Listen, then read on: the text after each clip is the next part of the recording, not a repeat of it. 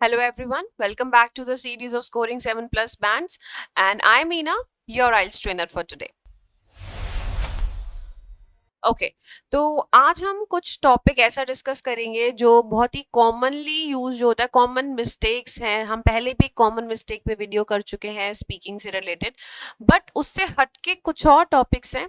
Again there is a thing when a student faces the problem, that is a common problem with all the students. ठीक है, अब recently एक student मेरे पास आया तो उसने कुछ ऐसी मिस्टेक्स करी जिनकी जिनकी हेल्प से मैंने एक और टॉपिक यहाँ पे क्रिएट किया, और जिसे हम कह सकते हैं स्पीकिंग मिस्टेक्स। लेकिन ये वो मिस्टेक्स हैं जो हमें पता नहीं चलती हम कर रहे हैं, बट हम कर रहे होते हैं। ठीक है, तो आज हम उन पर डिस्कस करेंगे। Let's have a look. ये कुछ चीजें हैं जो मैंने यहाँ नोट डाउन करी है। That is first of all my self Rahul. Generally क्या होता है कि जब हम अपना इंट्रोडक्शन देने लगते हैं तो बोलते हैं myself Ina and I am from Delhi so and so करके, है ना। तो हमें वो नहीं करना। We generally start with hi I am Ina and I am born and brought up in Delhi. ठीक है, तो इससे क्या हुआ, मैंने बताया आई एम ईना। माई सेल्फ हम कभी भी यूज नहीं करते whenever we are giving the introduction. ठीक है, इंट्रोडक्शन के टाइम पे using the word myself is something which actually shows कि हम नेचुरल इंग्लिश नहीं बोल रहे हैं। तो ये जो मिस्टेक्स है इसे हम ये जरूर कह सकते हैं कि these are the natural mistakes जो हम करते हैं और वो अनइंटेंशनली हो जाती हैं। ठीक है, माई सेल्फ बोल के अपना नाम बोलना is a very common thing जो स्टूडेंट्स कर देते हैं अनइंटेंशनली, क्योंकि स्कूल में ये सब चीजें तो नहीं सिखाई जा रही है। अब after school you are attempting for the examination, तो वहां पर आप ये गलतियां कर जाते हो। ठीक है, उसके अलावा ये जो मिस्टेक्स हैं ये शो करती हैं कि हम एक नेचुरल स्पीकर नहीं है, बल्कि हम कुछ ना कुछ याद करके रट के एक एग्जाम प्रिपरेशन के पॉइंट ऑफ व्यू से बोल रहे हैं। ठीक है, तो उसमें उसके बाद एक सेकेंड चीज आती है आई एम अग्री। ये मैंने बहुत से स्टूडेंट्स को देखा है, प्लस जिस रीसेंट स्टूडेंट को मैं पढ़ा रही हूँ उसकी गलतियों से मैंने ये रियलाइज किया। When he was speaking for the Q card, तो उसने एक टॉपिक था उस पे बोला आई एम अग्री। ठीक है, I am agree is not at all a sentence, ये कोई सेंटेंस ही नहीं है। आई अग्री और आई डिसअग्री ये होता है instead of I am agree I am disagree. ठीक है, आई के साथ हम बचपन से सीखते हैं एम लगता है, तो जनरली क्या करते हैं स्टूडेंट्स, इसके साथ जो ऐसे वर्ड्स होते हैं जैसे आई हैव रीच्ड होम, है ना, तो इसकी जगह बोलते हैं I am reached home, which is wrong. Same way I am agree नहीं होगा, आई अग्री। ठीक है, उसके बाद एक बहुत ही ब्लंडर करते हैं वो स्पीकिंग टू फास्ट। ये सोचते हैं स्टूडेंट्स कि अगर हम बहुत फास्ट बोलेंगे तो हम कॉन्फिडेंट दिखेंगे। See I am making this video, do you think कि मैं बहुत फास्ट बोल रही हूँ, whether it is in Hindi और इंग्लिश और एनी अदर लैंग्वेज। ठीक है, आप कोई भी अगर लैंग्वेज में बात कर रहे हो, मैंने एक वीडियो में आपको ये भी समझाया था कि 3 स्टेजेस होती हैं किसी भी लिसनर के लिए। फर्स्ट जो दिमाग के ऊपर से जा रही है, सेकंड जो दिमाग में जाती है, थर्ड आईज में जाती है। तो हमें इस तरीके से बात करनी है कि वो यहाँ पे हिट करे instead of going above the head और इन द आईज। ठीक है, तो speaking too fast is not at all advisable, क्योंकि अगर आप बहुत फास्ट बोलोगे सामने वाले को समझ ही नहीं आएगा। जो आपकी स्पीकिंग रिकॉर्ड हो रही है वहां पर भी जब वो उसको रीप्ले करेंगे, they will also have this impression कि स्टूडेंट बहुत फास्ट बोल रहा है। उससे उसका कॉन्फिडेंस नहीं शो हो रहा, बल्कि घबराहट दिख रही है फेस पे। ठीक है, क्योंकि जब हम बहुत फास्ट बोलने की कोशिश करते हैं या हम बोलते हैं तो हमारे चेहरे पे एक अलग सी घबराहट आ जाती है जो हम खुद से नहीं देख पाते, बट जो हमें सुन रहा है, जो लिसनर है, that person can actually predict that. ठीक है, उसके बाद हम करते हैं एक मेरे पास बहुत ही कॉमन मिस्टेक है, वो है over using the word very. अब very good, very nice, very beautiful, ये सारे वर्ड्स क्या होते हैं, वेरी वेरी जब हम बोलते हैं उसकी जगह हम अच्छे वोकैबुलरी यूज कर सकते हैं। इंटेलिजेंट, गॉर्जियस और एक्स्ट्रा ऑर्डिनरी, या वर्ड्स जो भी आप सिचुएशन वाइज ले रहे हो तो आप वहां पर वो चीज ले सकते हो। फॉर एग्जाम्पल अगर मैंने बोलना है कि आई एम वेरी हंग्री, तो मैं उसकी जगह बोल सकती हूँ आई एम स्टार्विंग। ठीक है, instead of that using the word very, मैंने वेरी को रिप्लेस कर दिया एक वोकैबुलरी से। तो हमें जो over using of word very है इसे अवॉइड करना है, ये तो हमें करना ही नहीं है। ठीक है, उसके बाद नेक्स्ट पे चलते हैं, memorised robotic English. It is memorised robotic English. जब आप, मैं जैसे अभी बात कर रही हूँ, ठीक है, it is coming very naturally. अगर मैं इस चीज को याद करके, स्क्रिप्ट को याद करके वीडियो बनाऊंगी, you can actually see it in the video, in my accent, in my voice। ठीक है, अगर मैं कुछ भी याद करके बोलूंगी वो समझ आ जाएगा। लेकिन अगर मैं कोई भी चीज नेचुरली बोलूंगी, अगर आपने मुझे कोई टॉपिक दिया, मेरे पास स्पीकिंग का टॉपिक आया, तो I do have a 1 minute to prepare for that. But अगर मैं उसको याद करने की कोशिश करूंगी कि जो मैं घर से याद करके आई थी, मैंने वही वोकैबुलरी यूज करनी है, वही सेंटेंस स्ट्रक्चर यूज करना है to score more. Instead of scoring more, you will score less than whatever you have actually been predicting for। ठीक है, तो आपको ये चीज ध्यान रखनी है कि you should not look like a robotic person, you robotic personality, जिसकी वजह से सामने वाले को ये असेसमेंट हो that you are a less confident person, और a person who actually has memorised the words और the sentences to answer in the examination. ठीक है, उसके बाद आगे चलते हैं, यूजिंग फैंसी वर्ड्स इनकरेक्टली। अब मानो कि मैंने कोई वर्ड ले लिया, जैसे मानते हैं प्रेरोगेटिव। प्रेरोगेटिव का मतलब होता है मेरा पॉइंट ऑफ व्यू या मेरा पर्सपेक्टिव। ठीक है, अब मैंने उसे कैसे यूज किया, in my view my prerogative is, गलत हो गया, क्योंकि मैं वर्ड तो वोकेबलरी का फैंसी ले आई, लेकिन अब उस वर्ड को यूज करना नहीं आता। तो ये अवॉइड करो कि मिस्टेक ऐसी है जो कि स्टूडेंट्स को करते हुए पता नहीं चलता बट वो कर जाते हैं। ठीक है, आपने कोई वोकेबलरी वर्ड अगर याद किया है, उसे यूज करना भी प्रॉपरली आना चाहिए। ऐसा नहीं होना चाहिए कि आपने बस उसको इम्प्लीमेंट करने के लिए लिख दिया या बोल दिया, लेकिन उसके आगे का सेंटेंस और पीछे का सेंटेंस ऐसा है कि उसका मीनिंग ही चेंज हो गया। कि मैंने बोला in my view my prerogative is so and so, उस सिनेरियो में व्हाट हैपेंड कि मैंने आई एम सॉरी, मैंने क्या किया, एक ही वर्ड का जिसका मतलब था मेरा point of view 2 bar use कर दिया। ठीक है, तो ऐसा हमें बिल्कुल नहीं करना। नेक्स्ट हम चलते हैं, नो पर्सनल एग्जाम्पल। अब मैंने अपना कोई ओपिनियन दिया, ठीक है, जैसे मैंने अपना ये ओपिनियन ही बताया आपको कि यूजिंग प्रेरोगेटिव इनकरेक्टली। ठीक है, तो मैंने आपको एक एग्जांपल दिया तो ही आपके समझ में आया। लेकिन अगर मैं सिर्फ इतना बोल देती कि आपको कोई फैंसी वर्ड यूज नहीं करना, और अगर करना है तो आपको उसे प्रॉपरली यूज करना है, तो आई डोंट थिंक कि वो आपको उतनी क्लैरिटी से समझ में आता जितना आपको एक एग्जाम्पल के साथ समझ में आया। ठीक है, तो आप अपना कोई भी पॉइंट ऑफ व्यू रखते हो या कुछ भी अपनी बात रखते हो, इधर इन स्पीकिंग और इन राइटिंग, तो give the appropriate example for it, matching with it. ऐसा नहीं होना चाहिए कि एग्जाम्पल कुछ और चल रहा है और टॉपिक कुछ और था, वो भी नहीं होना चाहिए। ठीक है, उसके बाद चलते हैं रिपीटिंग सेम वोकैब। अब रिपीटिंग सेम वोकैब से मेरा क्या मतलब है कि मैंने पहले बोल दिया कि वेरी ब्यूटीफुल, फिर से आगे बोल दिया वेरी प्रिसाइजली।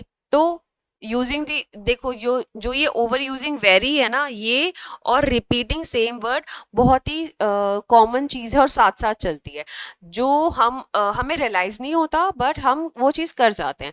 जैसे अगर मैं वेरी की बात करूं तो वेरी मैं यूज़ कर रही हूँ एक बार, मुझे लगा मैंने तो यूज़ किया था वेरी ब्यूटीफुल के साथ, अब मैं आगे यूज़ कर रही हूँ वेरी हैप्पी। ठीक है, तो 2 बार मैंने यूज़ कर दिया अनइंटेंशनली, दोनों अलग वोकैब के साथ, लेकिन यूज तो वेरी का हो रहा है ना, तो वो चीज अवॉइड करनी, चीज मैं पहले भी बता चुकी हूँ। Instead of that replace that word with another vocabulary. ठीक है, उसके बाद ट्रांसलेटिंग डायरेक्टली फ्रॉम हिंदी। अब क्या होता है कि जैसे मैंने बोला कि he gave the exam, he gave the exam तो होता ही नहीं है, ही टुक द एग्जाम।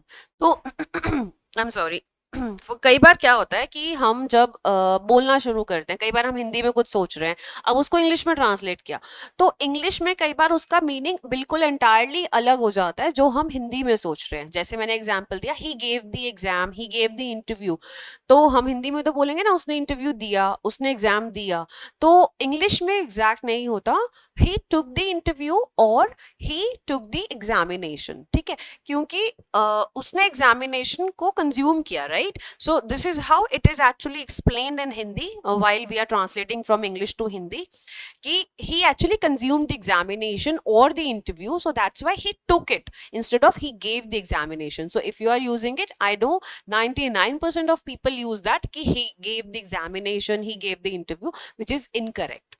ठीक है, so keep that in mind also. Next move forward करते हैं, fake accent. अब वी आर इंडियंस, ठीक है, एग्जाम देने जा रहे हैं, एग्जाम के टाइम पे कई स्टूडेंट्स एक्सेंट यूज करने लगते हैं, British accent, American accent, which is not necessary, right? अगर आप अपनी बात को क्लैरिटी से बोल पा रहे हो, क्लैरिटी से समझा पा रहे हो सामने वाले को, that is more than enough. आपको वहां पे एक्सेंट यूज करने की बिल्कुल भी जरूरत नहीं है, because if you are using it incorrectly, अगर आप एक्सेंट में बात करने के चक्कर में क्लैरिटी ही नहीं दे पा रहे हो, तो देर इज नो यूज, ठीक है. Why you are attempting this examination? so that आपका स्कोर अच्छा आए, you will get the IELTS band and then you can apply for the foreign countries.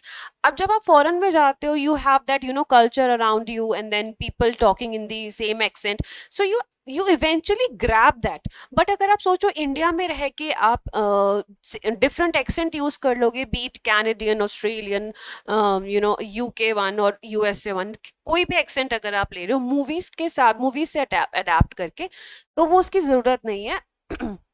तो it's a big no, you do not have to do that at all, ठीक है. Just be clear with your words, be clear with your sentences, that's it, ठीक है. उसके बाद know natural pauses, ये बड़ा important है. कई बार जैसे मैंने यहाँ पर बताया था, स्पीकिंग टू फास्ट, ये दोनों भी रिलेटेड हैं. If you are speaking too fast, it means you are not taking any pauses. Taking pauses is really natural. अगर आप बात कर रहे हो, even if I am making this video, अब इस वीडियो में भी तो I am taking so many pauses, right? तो ऐसा तो नहीं है मैं पॉजेस नहीं ले रही हूँ, मुझे भी तो सोचने के लिए एक फ्रिक्शन ऑफ सेकंड चाहिए. अगर सपोज मैं कोई बात बोल रही हूँ, मुझे उसका एग्जाम्पल देना है, अब मैंने ये पॉइंटर्स लिखे हैं, बुलेट्स लिखे हैं, राइट? बट उन बुलेट्स के साथ हो सकता है ना मैं भी तो कोई पॉइंट मिस कर जाऊं. उस सिनेरियो में मैं एक पॉज लूंगी, I take a little pause, which is natural. But अगर मैं बोलते ही जाऊं बिना पॉज लिए, तो आपको भी लगेगा ना कि ये तो बिल्कुल याद, जैसे हम स्पीकिंग टू फास्ट में बोलते हैं या रोबोटिक के हिसाब से बोलते हैं, रोबोटिक मैसेज, तो उससे क्या होता है कि सामने वाला पर्सन ये सोचेगा कि you are just actually reading it out through your mind and you are not taking natural pauses. So you need to make sure कि whatever you are talking precisely and with natural pauses, ठीक है. अब tiny answers, tiny answer से मेरा क्या मतलब है? For example मैंने म्यूजिक के बारे में पूछा, you said what type of music do you like, आपने बोला आई like Punjabi songs. This is a tiny answer. Tiny answer नहीं देना, क्योंकि मैंने ये चीज पहले भी एक्सप्लेन करी थी कि whenever we are giving the answers, it should be in a way where the examiner is actually judging our sentence formation and sentence structure, our way of pronouncing things.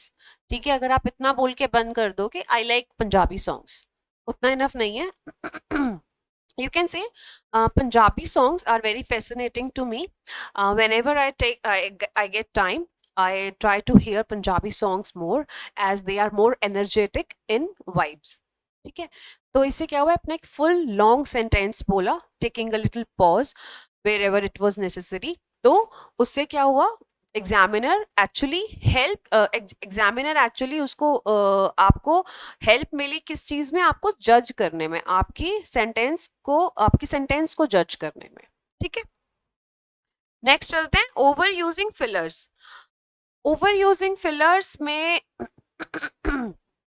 अब मैं जैसे कैसे समझाऊं, अब हम यूज भी करते हैं. Well I do like well I like Punjabi songs and I try to hear them all the time, yeah okay, so yeah actually, so I am taking too many fillers here, I am using too many fillers here, ठीक है. Fillers use करना is very common, जैसे नेचुरल पॉजेस लेते हैं, same way fillers use करना is also common.